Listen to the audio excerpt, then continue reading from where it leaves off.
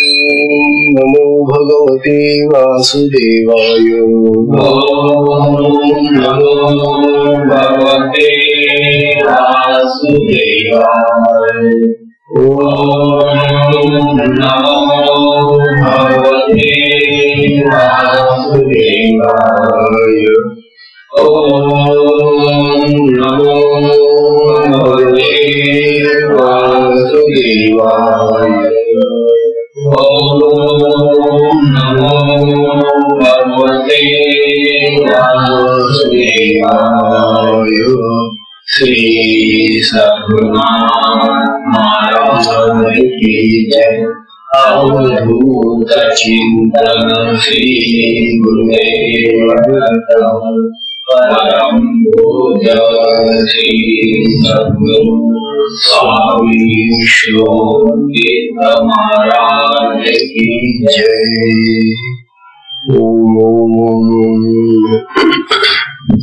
ओम नारायणं पद्मभवं वसिष्ठं शक्तिं च तत्पुत्रपराशरं च व्यासं शुकं गौडपदं महान्तं गोविन्दयोगेन्द्रमथशिष्यं श्रीशङ्कराचार्यमथस्य पद्मपादं च हस्तामलकं च शिष्यम् संत्रौटकं वार्तिककारमण्यम् अस्मद्गुरुं संततमानतोऽस्मि। श्रुतिस्मृतिपुराणानाम् आलयं करुणालयं नमामि भगवत्पादं शङ्करं लोकशङ्करम्। शङ्करं शङ्कराचार्यं केशवं बादरायणं सूत्रभाष्यकृतौ वन्दे भगवन्तौ पुनः पुनः। नित्यं शुद्धं निराभासं निराकारं निरञ्जनं नित्यबोधं चिदानन्दं गुरुं ब्रह्म नमामि।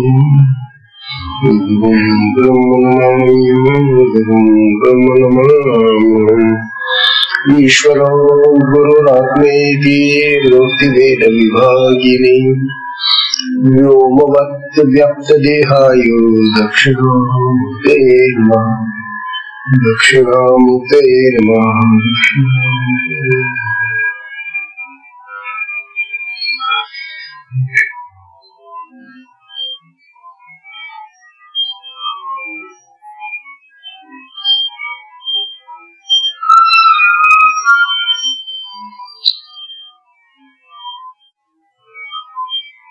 श्री सद्गुरु अवधूत चिंतन श्री गुरुदेव दत्त परम पूज्य श्री सद्गुरु स्वामी विश्वतीर्थ महाराज की जय।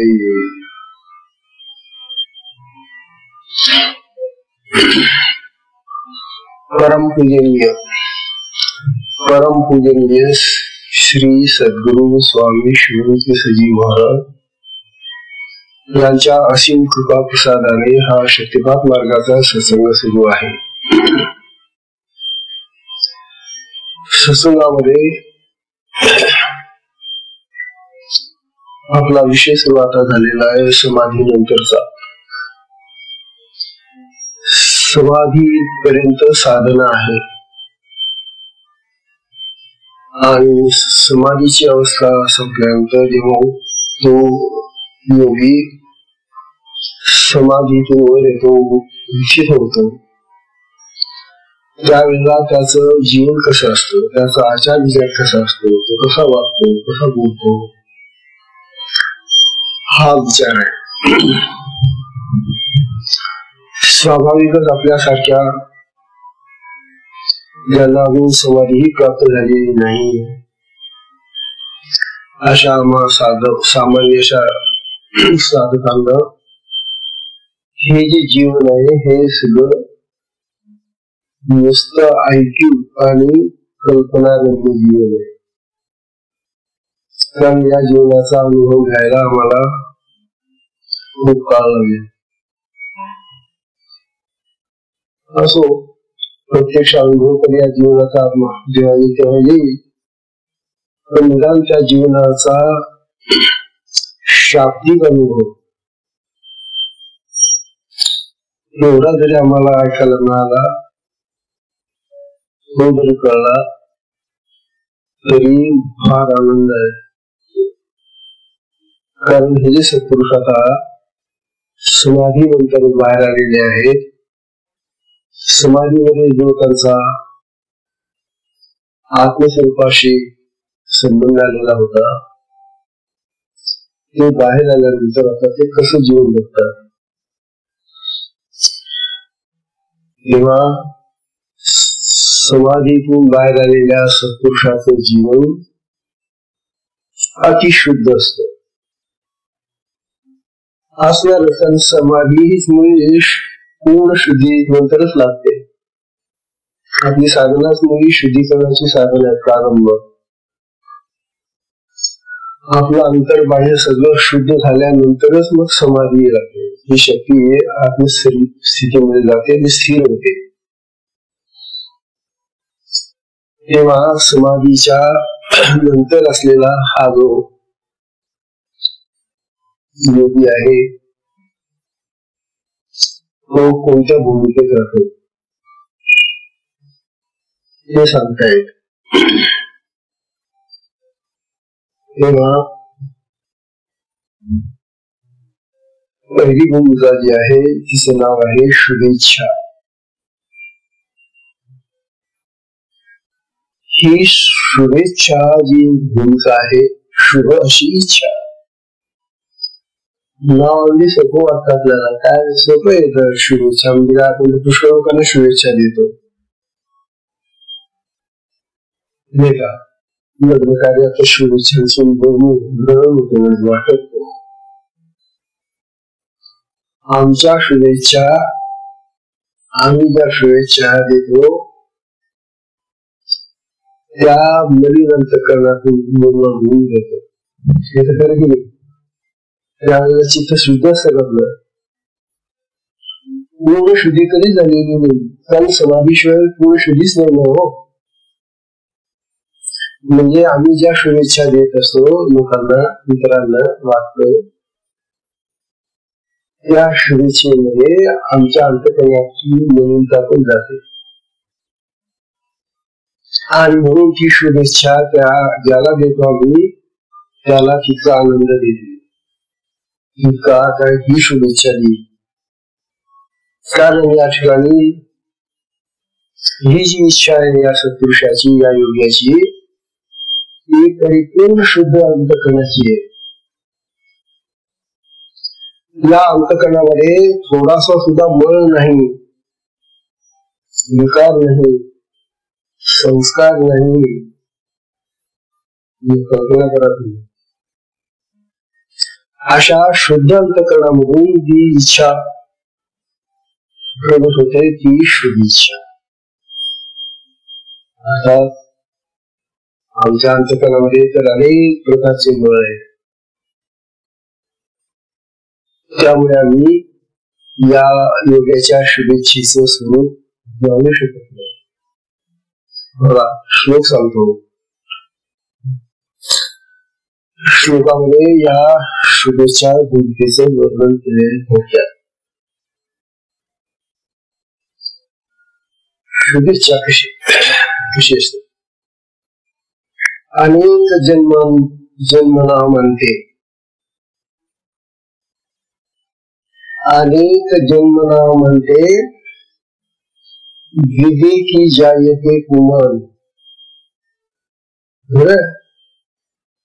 अनेक जन्मानंतर, अनेक जन्मना म्हणते, विवेकी जायते कुमल. कुमल म्हणजे तो पुरुष. अनेक जन्म घेत घेत घेत घेत घेत त्याला समाधी लागते आणि समाधीनंतर मग तो उठला की मग त्याला ही शुभेच्छा नावाची पहिली भूमिका प्राप्त होते.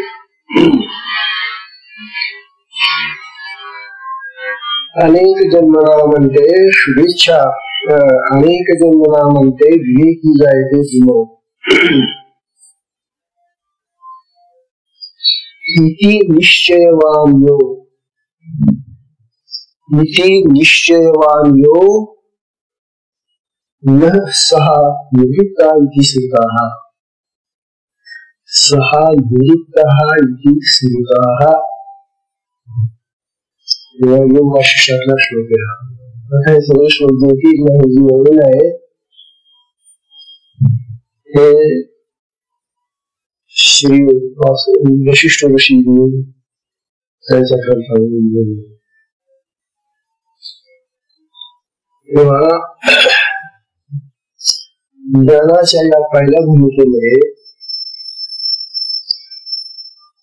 येण्यासाठी अनेक जन्म जावे लागतात. कोणाला पाहता पाहिजे ती शुभेच्छा, कारण तो अनेक जन्म घेत शुद्ध होता पूर्ण शुद्धी समाधीच्या अवस्थेत.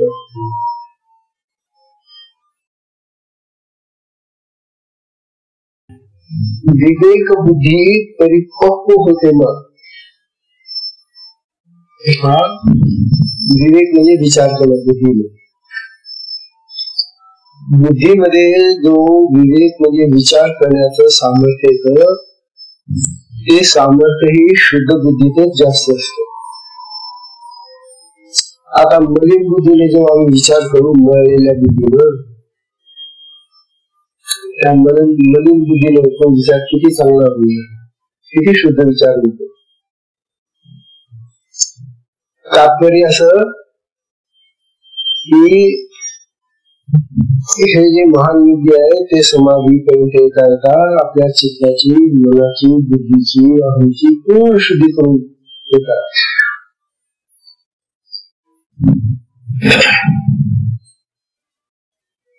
विवेक बुद्धी परिपक्व होते म्हणजे विचारांचं त्याचं जे स्वरूप आहे विचार करण्याचं बुद्धीचं ते पक्क झालेलं असत.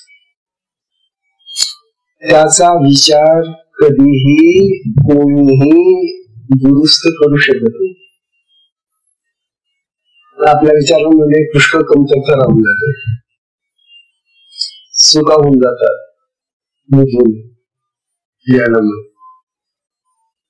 त्यामुळे आपल्या विचारामध्ये खाडाखोड होते, चुका राहतात, प्रमाद होतात. परंतु हा जो शुभेच्छावान योगी आहे याच्या विवेकामध्ये, याच्या बुद्धीमध्ये, याच्या विचारामध्ये बदल होत नाही. त्याने जो विचार मांडला असेल तो सत्य नसतो. म्हणजे त्याच्या विचाराला कोणी होऊ शकत नाही.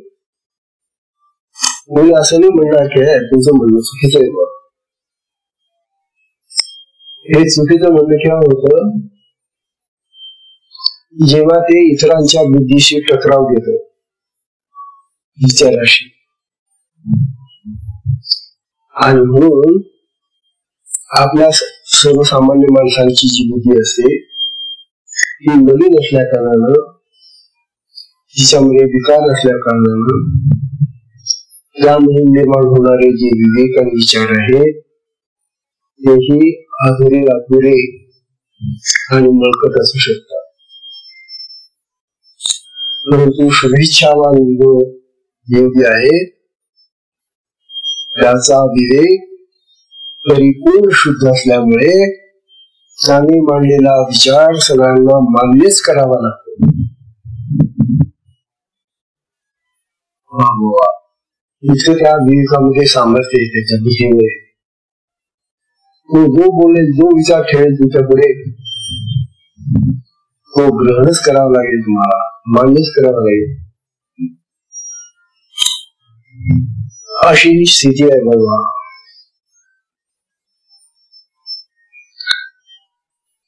आणि ती अशी परिपक्व विवेकाची स्थिती आल्यामुळे त्याचं वैराग्यही आता दृढ होत चाललेलं आहे. असा तो समाधीकडे येताना सुद्धा विरक्त होऊनच येतो, हे खरे. तथापि समाधी नंतर उठल्यानंतर आता जे जीवन जगतो त्या जीवनामध्ये त्याचं वैराग्य दृढ झालेलं आहे. आता ही विरक्ती जाणारी येणारी नाही. आमचे विरक्तीचे विचार, विरक्तीच्या भावना, अनासक्तीच्या कल्पना, वासना जाणाऱ्या येणाऱ्या असतात. कधी आम्ही विरक्त असतो तर कधी आम्ही आसक्त असतो. आणि अशी जर स्थिती असेल बदलणारी, एक वेळेला आसक्त तर दुसऱ्या वेळेला विरक्त. मग काय झालं? काय म्हणणार अशा माणसाला? विरक्त म्हणणार. तसं या शुभेच्छा स्थितीमध्ये असलेला जो योगी आहे, आता त्याची विरक्ती दृढ झालेली आहे. त्या विरक्तीमध्ये सुद्धा धरसोड नाही. आता वैराग्य पूर्ण बांधलेलं आहे त्याला. आणि वैराग्याची पूर्ण स्थिती जेव्हा येते, दृढ अशी अवस्था जेव्हा येते, परिपक्वता जेव्हा त्या वैराग्याला येते, त्यावेळेला तो योगी महाबलवान होतो. आता विरक्तीचं हे सामर्थ्य आहे, बल आहे त्याला. हे बल इतकं आहे की तो आता इतका विरक्त झालेला आहे की त्याला कोणी त्यातून आता बाहेर ओढू शकत नाही. त्याची विरक्ती नष्ट करू शकत नाही. त्याला कोणी मोहपाशात आणि बंधनात अडकू शकत नाही. कोणीही त्याला लोभ दाखवू शकत नाही आणि मोह घालू शकत नाही. आमच्या जीवनामध्ये, आपल्या समाधीच्या अलीकडच्या माणसाच्या जीवनामध्ये जी विरक्ती येते, काही वेळेला त्या विरक्तीचं पतन होऊन जातं. काही वेळेला तो विरक्ती जातो. मोठे विरक्तीचे विचार असतात त्याचे, पण एखादी लोभाची मोहाची गोष्ट त्याला पराभूत करून जाते. लोभ अनावर झाला की विरक्ती समाप्त, असा नियमच वेगळा. म्हणून जे लोभी लोक आहेत त्यांना विरक्ती कधीही येऊ शकत नाही. जे अति स्वार्थी आहेत त्यांना विरक्ती कशी येणार? कारण स्वार्थ हा आसक्तीचा एक महाबलवान प्रकार आहे. स्वार्थ हा आसक्तीचा प्रकार आहे. आणि म्हणून जे स्वार्थी लोक असतात, आपल्यालाच पाहिजे, आपलं माझं, अशा लोकांना या विरक्तीची कल्पना नाही. शुभेच्छा स्थितीमध्ये असलेला मुलगी हा जो विरक्त झालेला वैराग्य संपन्न झालेला आहे, हे दृढ वैराग्य आहे.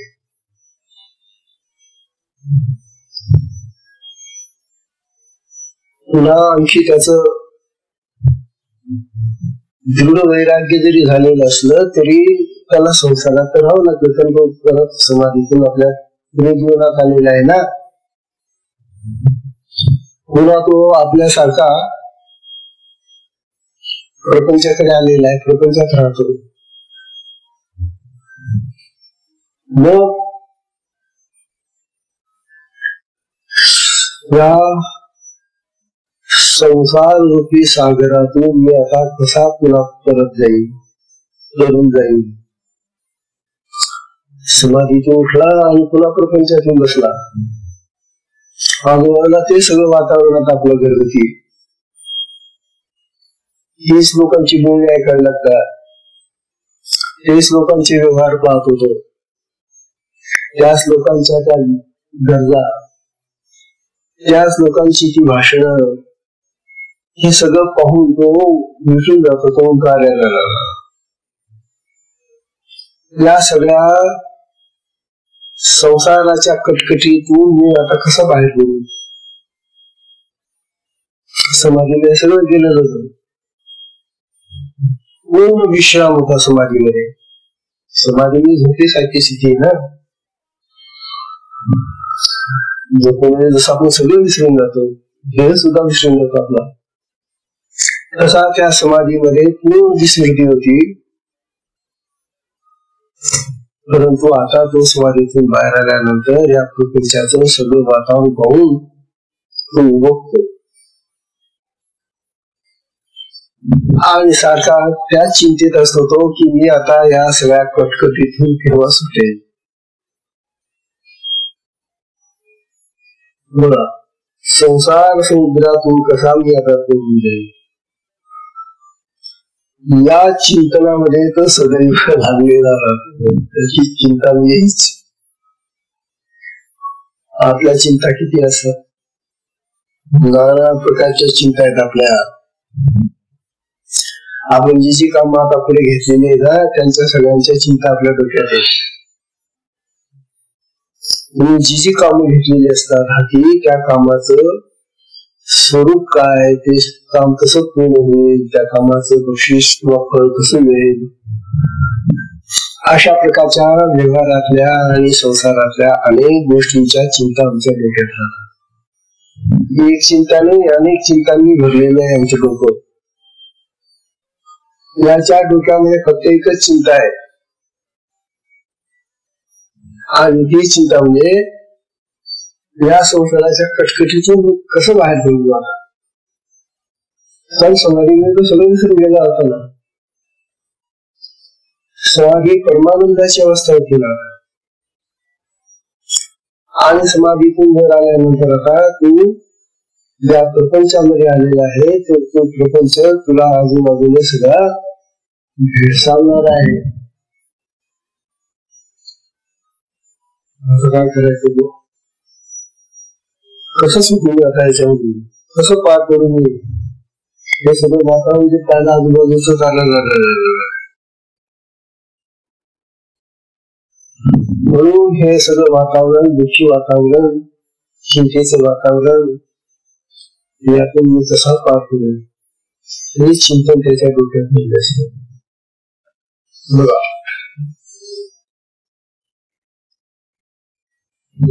अशा ज्ञान भूमिकेतील महात्म्यास निवृत्त म्हणतात. हा खरा निवृत्त आहे. आता त्याची एकही वृत्ती कुठे जात नाही बाहेर. वृत्ती शून्यता आलेली आहे त्याच्या जीवनामध्ये. म्हणून त्याला निवृत्त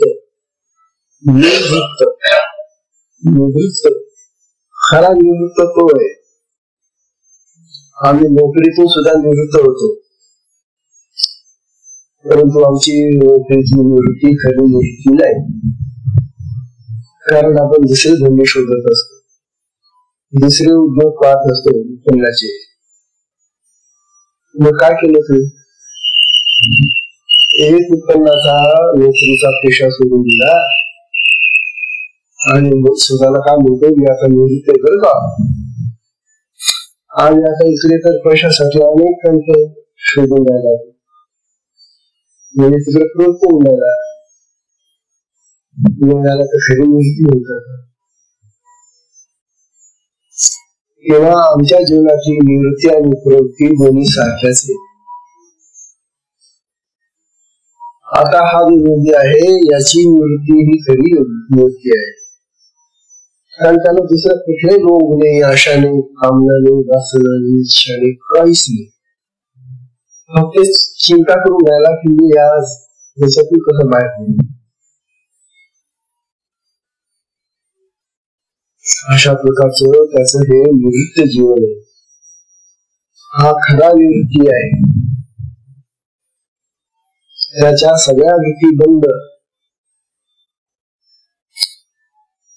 आणि मग तो थोड्या वेळाने आता निवृत्तीचा विचार करता करता करता करता आत्म्यामध्ये चालला जातो, आत्मस्वरूपामध्ये. कारण त्याने पूर्वी समाधीमध्ये तो बोध घेतलेला आहे. त्यामुळे तो पुन्हा निमग्न व्हायला लागतो आत्मरूपामध्ये, आत्मस्वरूपामध्ये. आत्मविचारात नेहमी निमग्न राहतो. थोडा वेळ चिंता करतो की कसं बाहेर पडू, कसं बाहेर पडू, कसं बाहेर पडू. असं करता करता करता तो हळूहळू आत्मस्वरूपाकडे चालला जातो आणि त्यामध्ये रमतो.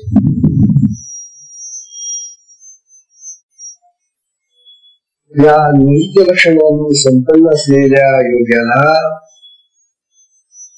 शुभेच्छावान म्हणतात. हा खरा शुभेच्छावान. कारण याच्या एकही इच्छेमध्ये अपूर्णता नाही, अशुद्धता नाही, नवीनता नाही.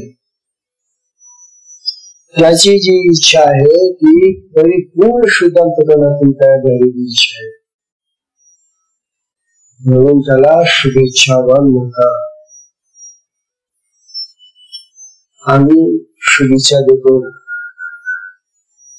परंतु आमच्या शुभेच्छा कमकुवत असतात. शुभेच्छेला तेव्हा दूर येईल इच्छेला ज्या वेळेला त्या इच्छेला आत्मचैतन्याची साथ प्राप्त होईल. परिपूर्ण आत्मचैतन्याने जेव्हा तो संकल्प बाहेर येतो त्यावेळेला ती शुभेच्छा होते. या शुभसिद्धीची जी शुभेच्छा आहे ती आत्मस्वरूपाकडून येणारी आत्मचैतन्यातून बोललेली शुभेच्छा असते. आमच्या शुभेच्छा ह्या मनातून आणि बुद्धीतून निर्माण झालेल्या असतात. असा चैतन्याचा थोडासा त्याला अंश आहे, नाही असं नाही, परंतु आमच्या शुभेच्छांना आत्म्यातून बोल आहे. परंतु हा शुभेच्छावान जेव्हा काही शुभेच्छा करतो, इच्छा करतो, त्यावेळेला त्याची ती इच्छा आत्मचैतन्यातून प्रगट होते. एवढा फरक एवढा आत्मचैतन्यातून इच्छा प्रगट होणं, संकल्प प्रगट होणं आणि आमच्या मन बुद्धीतून इच्छा प्रगट होणं याच्यामध्ये अंतर राहणार.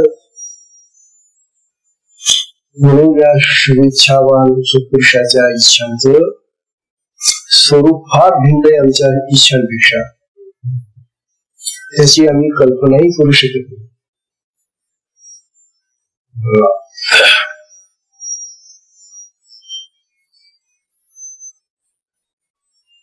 शुभ म्हणजे चांगल्या प्रकारची, उत्तम प्रकारची, स्वच्छ, आत्मप्राप्तीची, आत्मस्वरूपाची, आत्मचैतन्यातून उद्भवलेली अशी ही इच्छा असते.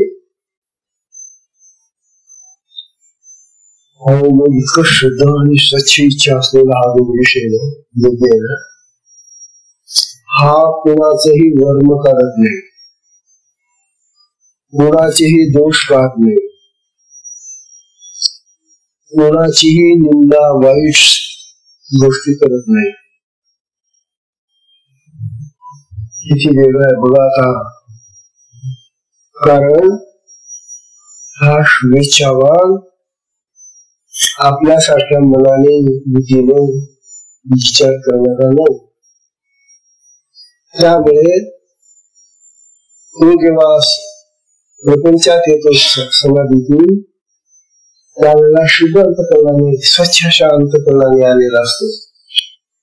आणि त्यामुळे त्या शुद्ध अंतःकरणात उत्पन्न झालेल्या इच्छा इतक्या शुभ असतात, इतक्या चांगल्या असतात की इतरांचं वाईट कधीच त्यात होऊ शकत नाही. इतरांचे दोष कधीच पाहत नाही तो. कशी नाही का आपण तर चटकन रमतो. दुसरं कोणी निंदा करत असलं ना तर त्याला ऐकण्यामध्ये गोळी वाटते आपल्याला. ते दोष घडलेले असतात.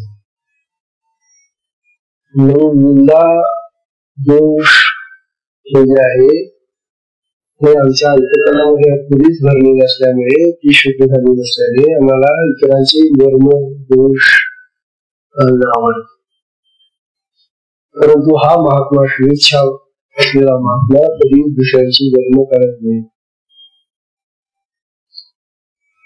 याचं वागणं अतिशय प्रांजल असत. हा प्रांजल विषय होतो असं म्हणतो सुद्धा. प्रांजल निघा त्याच जे प्राणांचं आणि जे जलाचं स्वरूप आहे ते अतिशय शुद्ध आहे. त्याचं बोल जितकं शुद्ध असतं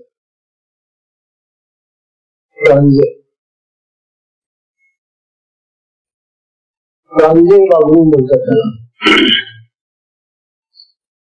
शिवाय तो पापभीरू असतो. कशाला भीतो? हे पापाला जास्त भीतो. आम्हाला तर पापाची भीतीच वाटत नाही.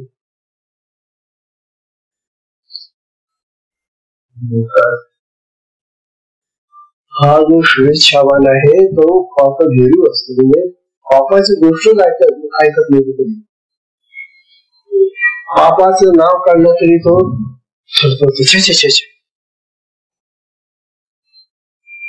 झिरकारून टाकतो तो पापाला. भित्राय असं नाही. आम्ही धैर्यवान पापाच्या बाबतीत असं आहे का? अरे पाप करण्यात का धैर्य आहे? शुभ कार्य धैर्य दाखवणार म्हणून हा शुभेच्छावान पापभीरू आहे. म्हणजे पापाची त्याला भीती, पापाची गोष्ट तो त्यांना देते.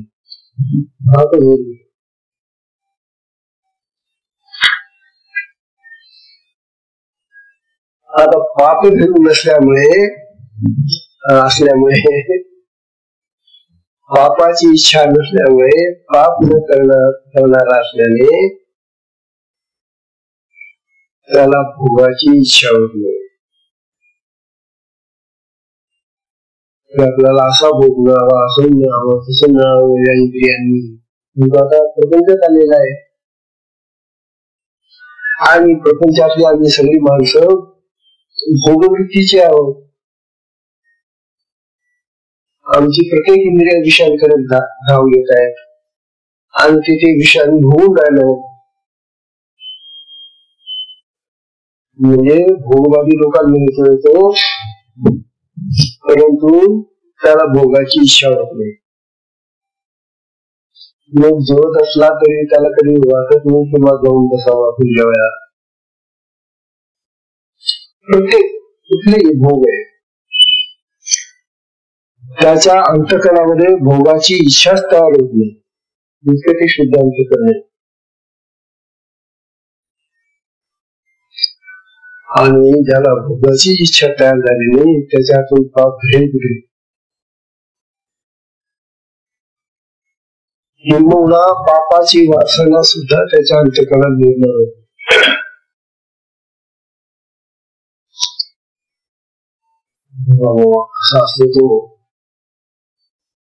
तो हे स्नेहपूर्ण मृदू भाषण करतो.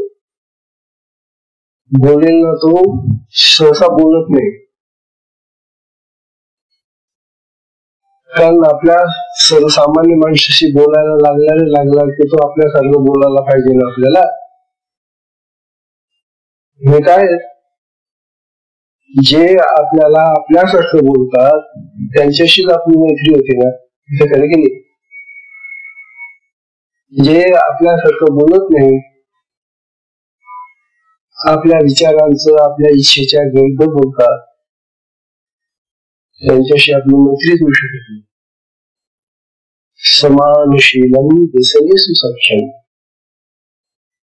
समानशील जे असतात, आपल्यासारखं शील ज्यांचं आहे, चारित्र्य ज्यांचं आहे, त्यांच्याशी आमची मैत्री होते. व्यसनी लोकांच्या बाबतीमध्ये मैत्री करतात. आता हा जो शुभेच्छावान महात्मा आहे याच्या सारखं दुसरं कोणी दिसतच नाही त्याला त्या समाजामध्ये. जिथे आला तो हे जे पाहतो तो आजूबाजूला सगळं, त्या जगामध्ये त्याच्या समान दुसरा कोणी नसतो. मग कोणाशी तो आता सख्य करेल, मैत्री करेल, आपला म्हणेल त्याला.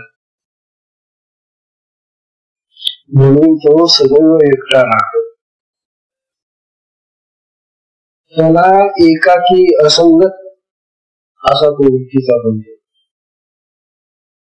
आता हा त्याचा स्वभावाचा असा जो एकाच झाला, तो कशामुळे झाला? एक तो समाधीतून आलेला आहे, पूर्ण शुद्ध स्वरूपाचा आहे, अंतःकरण पूर्ण शुद्ध झालेले आहे. आणि नंतर मग जो ज्या समाजात आलेला आहे तो समाज सगळा अनेक वासनांनी, कामनांनी, इच्छांनी, संस्कारांनी बनलेला सगळ्या. अशा लोकांमध्ये आल्यानंतर मग स्वाभाविकच त्याला असंग भाव असं वाटतं. नको बाबा यांच्या समजून, नको बाबा यांच्याशी बोलायला, नको बाबा यांच्याशी व्यवहार करायला. अशा तऱ्हेनं आधीच तो विरक्त आहे, वैराग्य तर त्याचा प्रबळ आहे. मग तो एकाकी राहायला लागतो, असंग राहतो, असंग वृत्तीने जगायला लागतो. नको आता कोणाचा परिचय मला, नको कोणाची संगत मला, आता कोणी मित्र नको मला, ना कोणी सगळा नको, ना आपल्या नको, ना कोणी नको. मी माझा एकटाच सुखी आहे, अशी ही असंग वृत्ती तयार होते, असंगपणा निर्माण होतो त्याच्यामध्ये. महाराज सुखणे असा असंगपणा निर्माण होणं, एकाकी राहणं आज आपल्याला जमेल का? आपल्याला आपण पाहिजे तो कोण पाहिजे, तो कोण मनाशे, आपण मनाशे, आपण मनाशे, नाही का? प्रत्येकाला कंटाळतो आपण. हा मला काही देईल का, तो मला काही देईल का, तो मला काही आणेल का, तुला अशा इच्छा असतात, आपले वासना असतात. त्यामुळे आम्ही संसारी लोक अशा शुभेच्छावान माणसाशी मित्रता करू शकत नाही. शिकवला तर त्याचं वागणं वेगळं आहे, त्याचा प्रकार भिन्न आहे, त्याचं वर्तन वेगळं आहे, त्याचं बोलणं वेगळं आहे. कशाला मैत्री करेल? महाराज किती कठीण आहे जीवन. म्हणून हा जो ज्ञान शुभेच्छावान आहे हा अलिप्त राहतो. कष्ट नको यायची, आपण आपलं घर ऐकतो.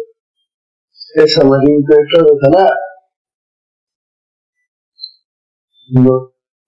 म्हणून त्याला असंग वृत्ती तयार होते. आणि त्या अलिप्त स्थितीमध्ये तो गमतो. पण समजा कोणी बोलायला झाला तर कितीही असंग राहिला तर जो आलेला काय संप्रदायामध्ये, प्रपंचामध्ये आलेला आहे. म्हणून जर कोणी त्याच्याजवळ आलं आणि बोलायला लागलं तर त्याच्याशी जो बोलेल तो जो बोलेल त्याचं ऐकून ते गेला, त्याचं जे गुण आहे ते कसं आहे, काय आहे, कटू आहे का मधुर आहे का चांगलं आहे का वाईट आहे, हे न जाणता ऐकून घेत होतो. बोल रे बाबा काय सगळं सांग, एवढं पंचवीस आला तू समाधीमध्ये बरोबर बसलेला होता. आता जो तुझ्या प्रपंचात आलेला आहे तो तुझ्याशी बोलायला लोक येणार, म्हणून त्यांची बोलणी तुला ऐकावी लागणार. म्हणून सगळ्यांची ती बोलणी ऐकून घेतो नियमितपणे. बोला बोला बोला बोला सगळ्यांची उत्तेजन देतो. बोला बोला सांगा सांगा काय बोलायचं. मग ती माणसं हौशेने आणखी काही काही सांगायला लागतात. स्वभाव आहे माणसाचा, जिचा ऐकणारा खुश आहे ना आपल्या बोलण्यावर, मग तो सांगणारा मोठ्या खुशीनं आणखी तिखट मिखट लावून त्या वार्ता सांगत. हा तू ऐकणारा जर आपल्या बोलण्यावर खुश आहे ऐकण्यासाठी, तर मग हा सांगणारा की बात साधी असली तरी तुला चढून म्हणून हे तिखट मिखट लावून त्याला सांगत असत. तू सांग रे बाबा, तू सांग. ते सगळं ऐकून घेतो. याची बरोबर जेव्हा थकून जातो तो बोलणारा सांगून सांगून तो चिपून जातो. काय महाराज तुम्ही काय सांगितले मला, आम्ही किती बरोबर केले. मग तो म्हणतो अरे तुमची बरोबर होती बाबा, हे तर तुमचं आत्मचरित्र सांगितलं आणि हेच खरंय बरं, हेच खरंय. जेव्हा आम्ही दुसऱ्यांची काही बोलत असतो त्यावेळेला नकळत आम्ही आमचं आत्मचरित्र त्याला सांगत असतो. हा तुम्ही मग आमच्या जीवनात घडलेल्या घटना, आमच्या जीवनात केलेल्या गोष्टी, आमचे भोगलेले भोग, काय नाना प्रकार असतील ते, हे जेव्हा तो दुसऱ्याला सांगत असतो त्यावेळेला तो आपलं आत्मचरित्र सांगतो. तेव्हा हा असं पुरुष म्हणतो त्यांना, झालं का तुमचं सांगून, चुकून गेलाय बोलून बोलून बोलून, आणि याने एक सुद्धा काही होऊ ना असं काहीच त्याला जबाब दिला नाही, नुसतं ऐकून घेतलेले. महाराज तुमचं काही सांगत नाही मला, असं जेव्हा तो बोलणारा थकून जातो आणि म्हणतो त्यावेळेला तो म्हणतो की अरे तुम्ही तर तुमचं आत्मचरित्र पाठ करून ठेवलेले, कसं आठवतं रे तुम्हाला, किती भरभर आठवतो तुम्हाला, मला तर काहीच आठवत नाही.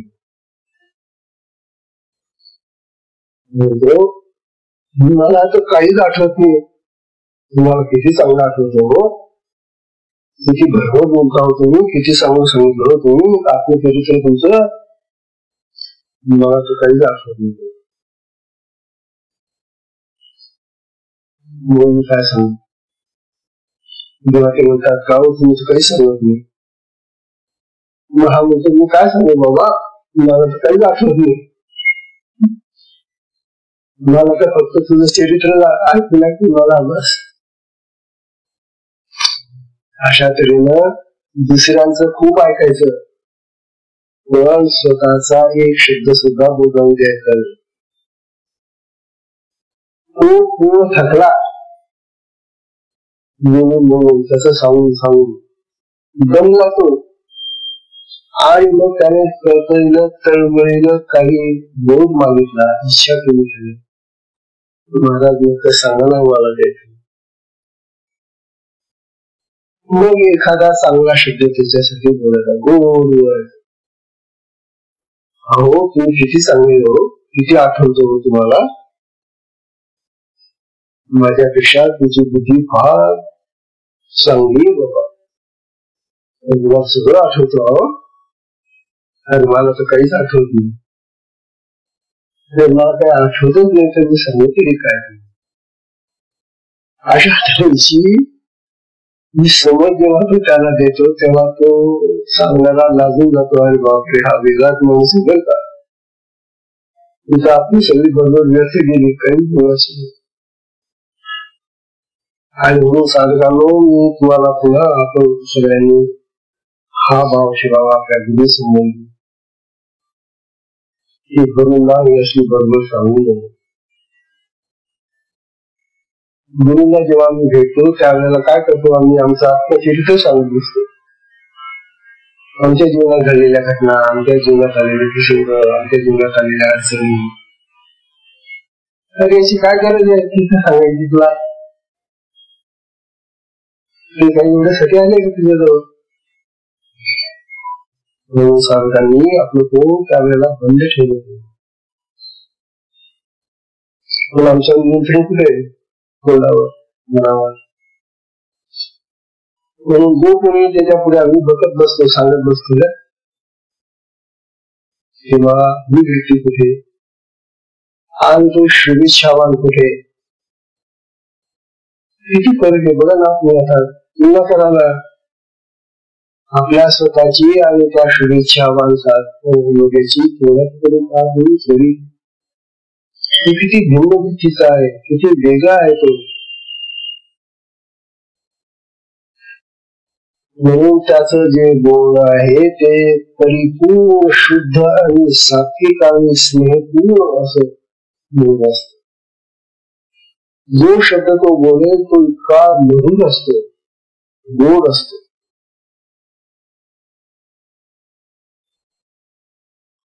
त्या गोड शब्दांनीच तो बडबड करणारा थंड होऊन जातो.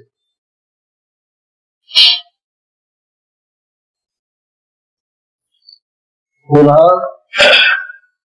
जी माणसं आपल्या जवळ आता वेगळ्या प्रकारच्या गोष्टी सांगतायत त्यांचा कधीही उपहास करायचा नाही, चेष्टा करायची. किंबहुना त्यांना आदर द्यायचा, त्यांच्याशी आदराने बोलायचं. वा वा वा, काय महाराज मी किती सांगतो, कसं आठवतो तुम्हाला, मी भराभर आपल्या गोष्टी कशा सांगू शकतो, कौतुक करायचं त्यांचं. त्या सांगणाऱ्याला आणखी जास्त उभाळा येतो. सांगणाऱ्या आणखी राहिल्या उरल्या सुरल्या काही गोष्टी ते पुन्हा उठून काढतात आणि अशा तऱ्हेने त्या योग्याचा वेळ खातात. तेव्हा अशा तऱ्हेने कुणाचा वेळ वाया घालवणं फार पाप आहे. कारण ते आपला एक क्षण सुद्धा असा वाया जाऊ देत नाही. ते सगळे आत्मचिंतनात राहतात. मग अशा लोकांशी आपण आपल्या जगाच्या आपली गोष्टी सांगून त्यांच्या कशाला घेतात. त्यानंतर आपण ज्या गोष्टी सांगितल्या त्यांना, त्यामुळे त्यांचा जो वेळ गेला ऐकण्यामध्ये ते आपलं पाप झालं. अरे पाप वाढवलं तुझं आणखी, दुसऱ्याचा वेळ खाल्ला फुकट. काय तुझ्या या एवढ्या कथनातून त्याला काय प्राप्त झाले ते लक्षात घ्या. आपण जेव्हा आपल्या स्वतःच्या आत्मचरित्रातल्या गोष्टी एखाद्याला सांगतो त्यामुळे त्या ऐकणाऱ्याला काही फायदा नाही. त्यासाठी ऐकणारे जर आपल्या योग्यतेचे असले तर मग ती वेगळी गोष्ट आहे. परंतु हा जो ऐकणारा आहे, या ऐकणाऱ्याला ह्या तुमच्या गोष्टीचा काय फायदा आहे, म्हणून तुम्ही त्याचा वेळ खर्च. म्हणून शुभेच्छावान योग्याशी बोलताना एक तर तो बोलतच नाही, मुद्दाम कधी कोणाशी काही बोलणार नाही, पण त्याला इच्छाच नसते काही. त्यामुळे तो आपला वेळ खर्च होऊ देत नाही. स्नेहपूर्ण मृदू भाषण करणं, आदर देणं, प्रत्येकाला आदर देत होतो. एवढंसा जरी असला तरी त्याला अहो जाहो म्हणे, अरे तुला नाही होणार. त्याची भाषा सुद्धा गोड आहे ना, सगळ्यांशी आदराने बोलतो तो. नम्रता आहे त्याच्या ठिकाणी, विनय आहे त्याच्या ठिकाणी, नम्र होतो. साधू संगमाविषयी प्रेम आहे त्याच्या मनात. जर त्याला चांगले सत्पुरुष मिळाले, बोलणारे साधू वृत्तीचे माणसं जर त्याला मिळाले तर त्याच्याबद्दल तो प्रेम दाखवतो, आवड दाखवतो. मला तिची संगत फार आवडली बघ, बरं झाले तुम्ही मला भेटले असं म्हणतो. आणि मग आपल्या सद्गुरूंच्या बाबतीत त्याचे काय विचार असतील. जर हा शुभेच्छावान योगी संत समागमाने जर इतकी आवडीने आणि प्रेमाने त्याच्याशी आणि इतकं चांगलं मधून भाषण करतो, मग आपल्या सद्गुरूच्या संबंधी त्याचे काय भाव असते. त्यांच्या सद्गुरू कृपेने त्याला त्या अवस्था प्राप्त होता येणार. म्हणून सद्गुरू चरणी पूर्ण निष्ठा, पूर्ण समर्पण येतात. मी जो आहे आता या अवस्थेमध्ये तो म्हणतो हे माझ्या सद्गुरूंचं स्वरूप आहे. माझ्या सद्गुरूने मला असं आता असं ठेवलेले आणि ही स्थिती माझी त्यांनीच बनवलेली आहे. अशा तऱ्हेचा भाव त्याच्या अंतःकरणामध्ये असतो. माझे सद्गुरू माझ्या अंतकणात बसून मला अशा तऱ्हेने वागवतात. म्हणून सद्गुरूच्या प्रती त्याचा पूर्ण विश्वास आणि निष्ठा असते, समर्पणाचा भाव असतो. आणि म्हणून सद्गुरूच्या सेवेमध्ये त्याला नेहमी आनंद वाटतो. जर आपल्याला आपले सद्गुरू प्राप्त झाले समाधीतून उठल्यानंतर, जर सद्गुरू प्राप्त झाले तर मग काय आनंद होत असेल. जर तो इतर सामान्य माणसाशी इतकं चांगल्या तऱ्हेने बोलतो वागतो, तर त्याला सद्गुरू भेटले तर मग त्याच्या आनंदाला पारावा नाही. मग तो सद्गुरूच्या सेवेमध्ये स्वतः समर्पित होऊ इच्छितो. हे गुरुदेवा, सांगा ना मला काहीतरी, मी आता तुमच्या सेवेमध्ये आहे, मला तुम्ही सेवेची काही संधी द्या, काय करू मी तुमच्यासाठी. असा सद्गुरूच्या सेवेसाठी तडफडत असतो. हा जिव्हाळा जो आहे, हा जिव्हाळा आपल्या सर्वसामान्य माणसांना निर्माण होत नाही. त्याचं कारण आम्हाला दुसरे आणखी जिव्हाळ्याचे नाते आहेत ना, म्हणून वाटून गेली आपल्या चांगल्या भीतीमधून काही चांगलेपणा दुसऱ्यांना आपण वाटून दिलेला असतो आणि मग गुरुला देतो. भक्त नाही राहत, म्हणून विभक्त होऊन जातो.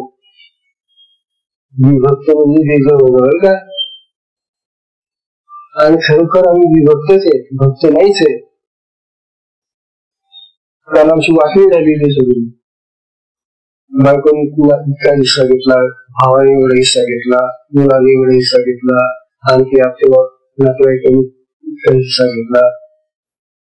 असे हिस्से तोडून तोडून तोडून तोडून उरलेलं ते काय थोडस असेल तर गुरुला बरोबर तुमचं भक्ती का मग मी विभक्ती आहे, भक्ती नाही. म्हणून आम्ही किती जरी भक्तीच्या बाबतीमध्ये मोठा आव्हान आम्ही फार मोठे चांगले भक्त आहोत, त्या देवाचे भक्त आहोत आम्ही, असं का पूर्ण भक्त आहात का तुम्ही. मग कोण बंद होत, आम्ही तर विभक्त आहोत. विभक्त म्हणजे वाटणी झालेली. तात्पर्य आम्ही भक्ती पूर्ण राहत नाही, परंतु हा जो शुभेच्छावान आहे हा पूर्ण भक्त असतो. किती फरक आहे त्या जीवनामध्ये. तेव्हा शुभेच्छावानाची स्थिती आपण आता असताना म्हणजे आपण पुढची जी भूमिका आहे विचारणा, तिचा विचार करू. एकच भूमिका किती महत्वाची, पहिली भूमिका. तेव्हा त्या सत्संगाची वेळ संपल्यामुळे सत्संगाला विश्राम देऊया. हरि ओम तत्सत.